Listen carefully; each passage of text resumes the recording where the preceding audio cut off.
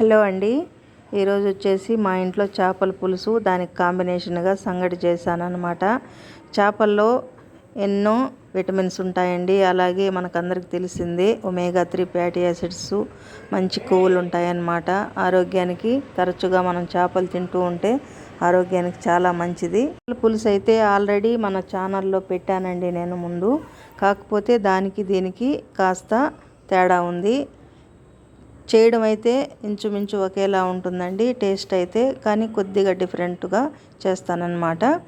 తర్వాత ఇవి వచ్చేసి 1.5 kg చేపలండి. ముందుగా ఈ విధంగా 2-3 సార్లు బాగా శుభ్రంగా కడిగేసి ఉప్పు నీటిలో, అలాగే దాంట్లో నిమ్మరసం కూడా కాస్త పిండుకున్నామంటే చేపలు నీచు వాసన ఉండదు. నేనైతే 1.5 kgకి తగినట్టుగా చింతపండు వేసానండి. నేనైతే అందాజుగా వేసేస్తూ ఉంటాను, కానీ మీకు తెలియడం కోసం చెప్తున్నాను. 1.5 kg చేపలకైతే ఒక 150 grams చింతపండు వేసుకోండి. కాస్త ఇంకొంచెం 2 కిలోలలో అయితే ఒక 1/4 కిలో చింతపండు అయితే సరిపోతుందన్నమాట. చేపల కూరకి మరీ తక్కువ వేస్తే కూడా చింతపండు బాగోదు, అలానే మరీ ఓవర్గా వేస్తే కూడా టేస్ట్ అంతగా ఉండదన్నమాట. మీడియంగా చూసి వేసుకోండి. తర్వాత పెనం పెట్టి ఆయిల్ వేడయ్యాక ఆవాలు, కాస్త జీలకర్ర, కొద్దిగా మెంతులు, మినప్పప్పు, వడపప్పు, ఎండుమిర్చి వేసుకోవాలి. అందులోనే మనం సన్నగా తరిగి ఉంచుకున్న ఉల్లిపాయలు వేసి బాగా, ఉల్లిపాయలు కూడా మీడియం ఫ్లేమ్ మీదనే మగ్గనివ్వాలండి, లేదంటే మాడిపోయే అవకాశం ఉంటుంది. అందులోనే కొద్దిగా కరివేపాకు, అలాగే మన రుచికి సరిపడా ఉప్పు, కారం, పసుపు వేసుకోవాలి. నేనైతే మామూలు కారం పొడితోనే ధనియాల పొడి కూడా మిక్స్ చేసుకుంటానండి, అందుకని ఒకేసారిగా వేసేస్తున్నాను అన్నమాట. తరువాత ఇందులోనే కొద్దిగా 1 టీ స్పూన్ అంత వేసుకోండి ఇంగువ వేస్తే ఫ్లేవర్ బాగుంటుంది చేపల పులుసుకి. అలాగే ఇవంతా ఆయిల్లో మగ్గిన తర్వాత మనం సన్నగా తరిగి ఉంచుకున్న టమాటా ముక్కలను కూడా వేసేయాలండి. నేనైతే ఒక 6-7 టమాటాలు వేసుకున్నాను.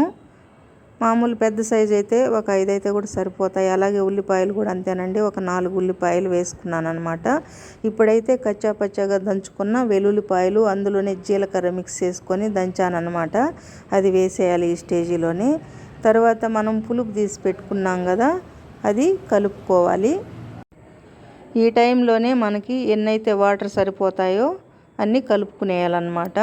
మరీ ఎక్కువ నీళ్ళుగా ఉంటే కూడా బాగోదండి పులుసు, అలా అని మరీ చిక్కగా అయిపోతే కూడా చేపలు టేస్ట్ అంతగా ఉండదు. మీడియంగా వాటర్ కలుపుకొని ఆ పులుసు కాస్త తెల్లనిచ్చి, అంటే ఒక పొంగు రావాలన్నమాట. పులుసు ఈ విధంగా తెల్లేటప్పుడే మనం శుభ్రంగా కడిగి ఉంచుకున్న చేప ముక్కలన్నీ వేసుకోవాలి.